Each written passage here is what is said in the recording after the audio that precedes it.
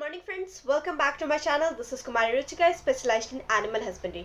तो आज की वीडियो एक रिक्वेस्टेड वीडियो है। बेसिकली हमारे एक सब्सक्राइबर को एसिडियोसिस के बारे में इंफॉर्मेशन जानना था। कैसे होता है, क्या नहीं होता है, ये सारी बात हम इस इंफॉर्मेशन में जानने वाले हैं। ठीक है, एक्यूट रूमिनल एसिडियोसिस के बारे में समझेंगे ध्यान से। सिम्टम्स क्या है, कॉज क्या है, ट्रीटमेंट क्या है, स्टेप बाय स्टेप।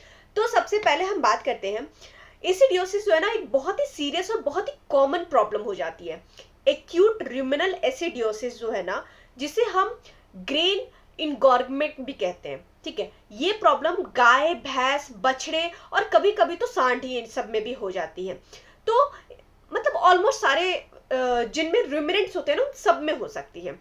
और अगर टाइम पे ट्रीटमेंट नहीं मिला तो कई बार तो जान भी जा सकती है।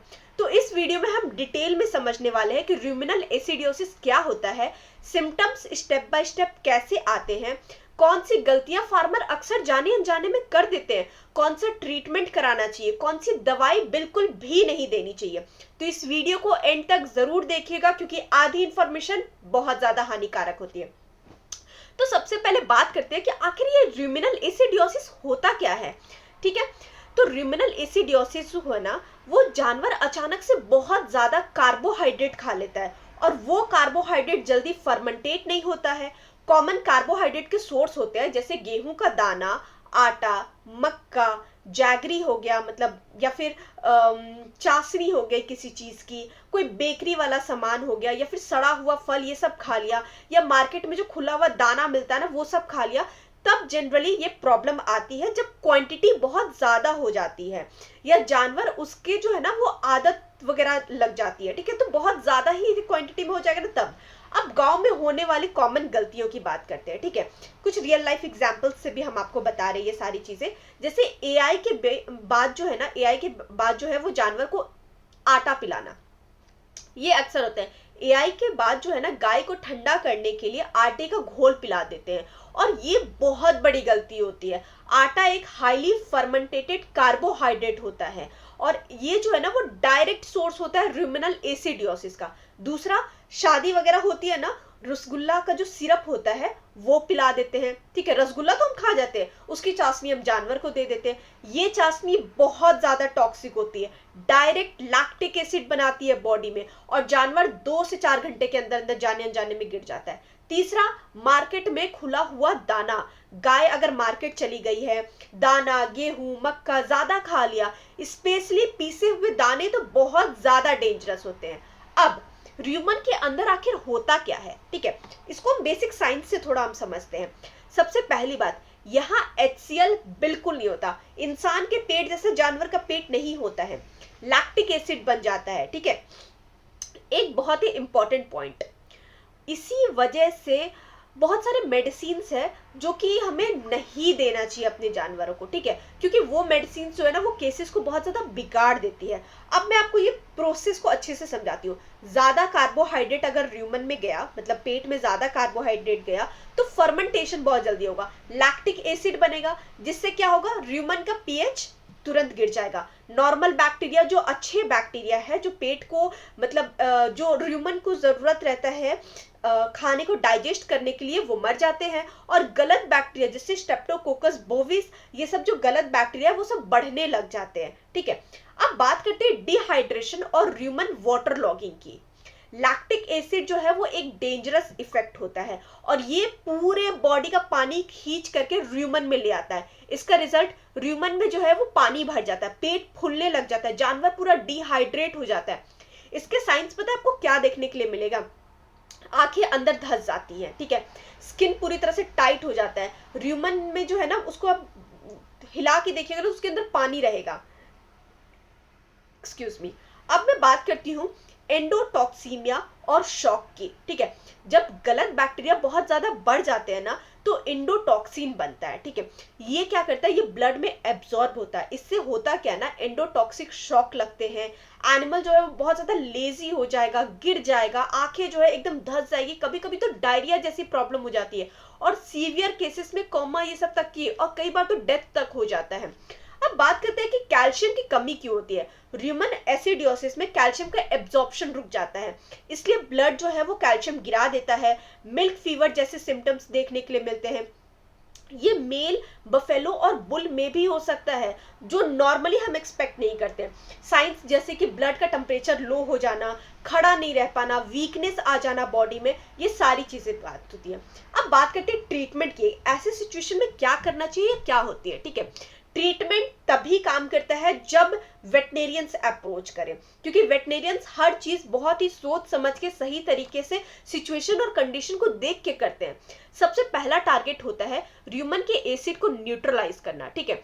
ओरल र्यूमन बफर्स आते हैं, सोडियम बाइकार्बोनेट, जैसा मैंने आपको बताया था ना मीठा सोडा, सोडियम बाइकार्बोनेट जो बफर्स की तरह काम करते हैं। Magnesium oxide buffer dose situation के हिसाब से दिया जाता है। दूसरा, र्यूमन के फर्मेंटेशन को रोकना, ओरल एंटीबायोटिक्स दिया जाता है, जैसे ऑक्सीटेट्रासाइक्लिन या लोकल र्यूमन एंटीबायोटिक्स।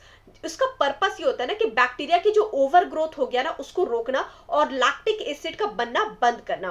तीसरा, इंजेक्शन से एंटीबायोटिक्स दिया जाता है, ठीक है। लीवर एबास्कस दिया जाता है सेकेंडरी इन्फेक्शन से बचाव के लिए, कोई भी मतलब और इन्फेक्शन ना हो इसलिए जो है वो इंजेक्शन दिया जाता है। अब अगला स्टेप, पानी बिल्कुल नहीं पिलाना है, 24 घंटे तक पानी बंद। रीजन पता है क्या है, पानी जो है ना वो र्यूमन में रुक जाता है, पेट और ज्यादा फूलने लगता है, लंग्स के ऊपर और ज्यादा प्रेशर पड़ता है और जानवर कभी कभी गिर जाता है। ओरल इलेक्ट्रोलाइट नहीं, नमक नहीं, ग्लूकोज सॉल्यूशन नहीं, सब मना होता है। अब अगला, शॉक को कैसे कंट्रोल करें। डेक्सामेथोनेज करके होता है, इसका सिंगल शॉट दिया जाता है, ठीक है, वो सिर्फ और सिर्फ वेटनेरियंस दे सकते हैं। अब अगला, कैल्शियम का सपोर्ट, ठीक है। कैल्शियम बोरोग्लूकेट होता है, मेल या फिर फीमेल जानवर दोनों के लिए ही बहुत ज्यादा जरूरी होता है, ठीक है। अब नेक्स्ट स्टेप होता है विटामिन B1 यानी थायमीन। लैक्टिक एसिडियोसिस में थायमीन जो है ना वो डिस्ट्रॉय होता है, ठीक है, न्यूरोलॉजिकल सिम्टम्स से बचाता है। इंजेक्शन विटामिन B1 का बहुत ज्यादा जरूरी होता है। अब अगला, सिस्टमैटिक एसिडियोसिस, बहुत ही ज्यादा सीवियर केसेस में IV सोडियम बाइकार्बोनेट लगाया जाता है। और अगर जानवर जो है वो 450 kg का है तो अप्रॉक्स 5 लीटर में 5% जो है वो सॉल्यूशन डाल करके, जनरली अगर हमारे देशों में देखा जाए ना, मतलब इंडिया में देखा जाए तो एम्पोलस NS जो होता है उसको मिक्स करके दिया जाता है, ठीक है। अब अगला स्टेप होता है र्यूमन माइक्रोफ्लोरा को रीस्टोर करना, जैसे rumen curd, probiotic bolus, yeast culture, powder या फिर बोलस के फॉर्म में। इससे क्या होता है, एपेटाइट वापस आ जाती है, रिकवरी जल्दी होता है। तो ओवरऑल हम बात करें ना, अगर हिस्ट्री अगर थोड़ा सा देख ले कि भाई जानवर किस तरह से अपनी चीजों को प्रोसेस करता है, गलत दवाई कभी नहीं देना है और स्टेप बाय स्टेप ट्रीटमेंट करना है, तो 90% केसेस में र्यूमिनल एसिडियोसिस के केस को रिकवर किया जा सकता है, ठीक है, और जानवर को जान बचाया जा सकता है। एक बात हमेशा याद रखिए, र्यूमन एसिडियोसिस का पता है मेजरली ना वो पीएच को कम कर देता है, ठीक है। एसिड और एल्कलाइन दो तरह की चीजें होती है। एसिड मतलब पीएच का कम कर देना, इसमें सोडियम बाइकार्बोनेट, मीठा सोडा ज्यादातर काम करता है, पर वो सारे घरेलू नुस्खे हैं।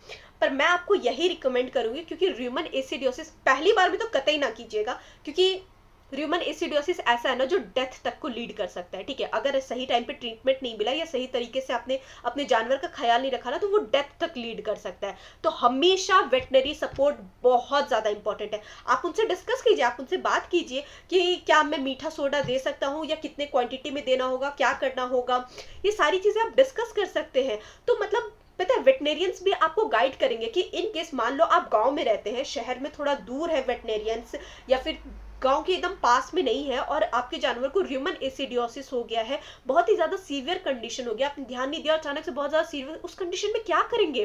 वेटनरी डॉक्टर को फोन लगा रहे हैं कि भाई साहब आ जाओ, थोड़ा सा देख लो हमारे जानवर को, जब तक आ रहा है जानवर की हालत और ज्यादा खराब। तो हमेशा वेटनरी डॉक्टर से सलाह लीजिए, उनसे डिस्कस कीजिए, प्रॉब्लम शेयर कीजिए और हमेशा उन पे भरोसा कीजिए, ठीक है। ये पूरी इंफॉर्मेशन आपको कैसी लगी हमें कमेंट सेक्शन में जरूर बताइएगा, और हमारे चैनल को लाइक, सब्सक्राइब और शेयर करने के लिए आपका बहुत बहुत शुक्रिया। Thank you so much for watching this video. Have a good day.